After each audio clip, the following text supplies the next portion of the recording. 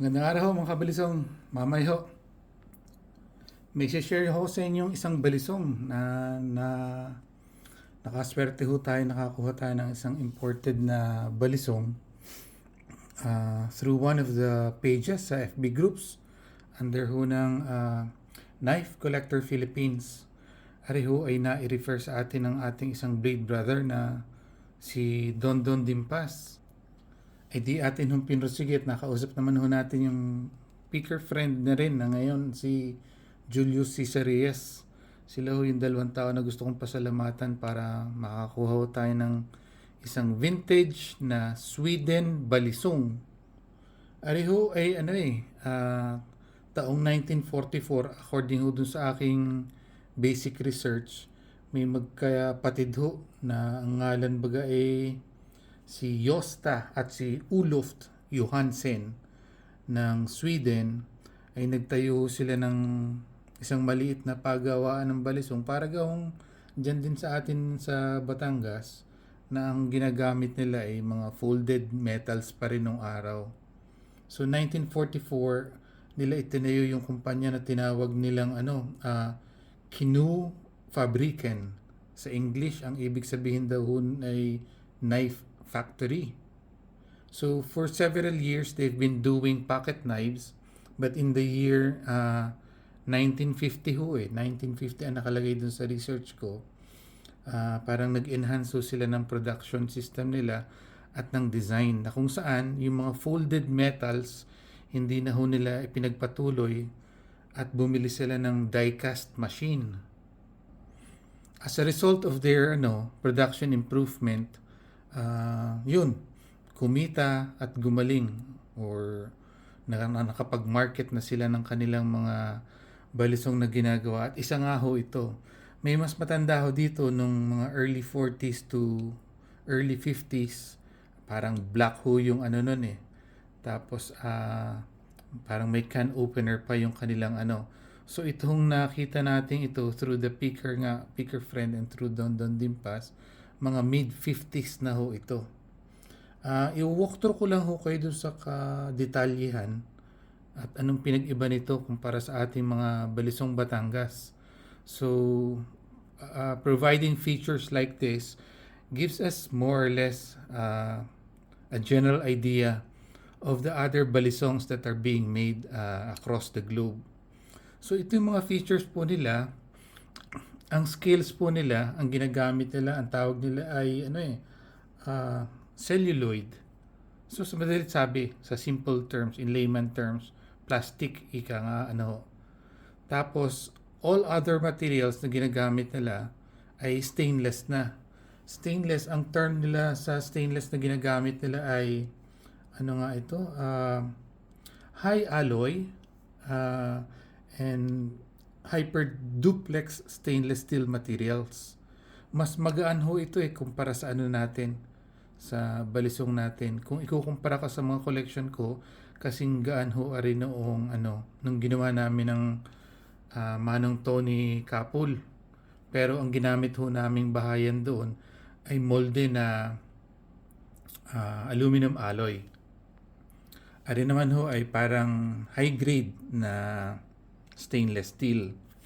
Ang pinag-iba ho nila sa ating mga balisong Batangas ay yun hong tang pin. Dito po ang kanilang pin or plug para hindi magalaw ay ito. So isa-isahin po natin yung features. So yung sinasabi ko po, itong pin na to ay papasok po dun sa kabilang dulo dito para hindi magiging magalaw. So pag binuksan po yan, papasok siya doon sa bilog na yon. Kung inyo nakikita, yun. At pag pumasok na po siya doon, maglalak. Maglalak na po mawawala na yung galaw. Sa atin na nagko-control sa Balisong Batangas na nagko-control yung tang pin dito Sa kanila dito po yun. Pumapasok yung pin na to dito sa butas na ito. Yung locking mechanism po nila ay dito nakalagay sa dulo. Ang tawag po dito ay spring latch. Kaya kung makikita niyo dito, may spring siya dito na pag iginalaw niyo to, gagalaw yung spring, Kaya mananatiling mahigpit yung kapit nito dito. So pag tiningnan natin dito yung mekanismo mismo, i-focus natin. Yan o. So, ang kagandahan lang at nakaswerte dito ang Mamay, kalimitan pong nakikita dun sa mga comments sa mga international pocket knife groups, kalimitan pong nakikita nila sira na yung mekanismong ito. Pero sinuwerte lang tayo na ito'y buong buo pa at yung spring ay talagang maganda pa. Pumipitik pa pag isinasara. Yan. So, ang locking mechanism nila ay latch spring. Ang pin nila ay pumapasok doon, kagaya na sinabi natin kanina. Hinuhulma po nila itong bahayan eh. Kaya kitang-kita nyo, perpektong-perpekto yung pagkakahubog. Hindi kasulad sa atin na folded metal. Ang blade naman pong ginagamit nila ay gawa nga sabi natin sa mataas na klase na stainless. Ang pangalan ng maker nito ay Sandvik Steel. Sandvik Steel. So, 1800s at ganito po daw nga sinasabi lang, ganyan daw katalas. Ang markings po nila nakalagay dito, stainless Sweden, at saka sa kabilang side, nakalagay yung ARC na pangalan nila. So, dun sa research, lumalabas po na ito, tinanggal na nila itong ARC na pangalan nito simula 1960s.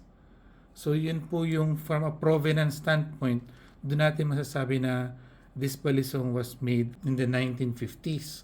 May nakikita po ako nakapost na 1945, pero iba pa po yung style niya dito, may can opener. At hindi ko alam kung yun ba ay tayo ang nagmana nun o sila ang nagmana nun sa atin na may can opener. Pero may can opener po, alam ko, ano po yan eh, 90s inilabas sa Balisong Batangas. Kung tatanungin niyo po itong gilay-gilay na to, ito po ay pangkaliskis ng isda. Term nila dito sa balisong nito is butterfly hunting and fishing knife sa Sweden. Ang bolster po nila ay markado, trademark design na po nila yan. So on both sides they have that. Bugbog na yung blade kasi typical, dapat ito buo pa siya dito eh. So sa case naman ito, hindi na siya buo, malaki na nabawas, which means gamit na gamit yung ano. So ito po yung balisong na made in Sweden. Yan po ang kabuuan detalye. Ito po ang pinag-iba natin sa kanila. Hulmado at buo ang ilalim. Yan. Die cast. So nakahulma ang bahayan.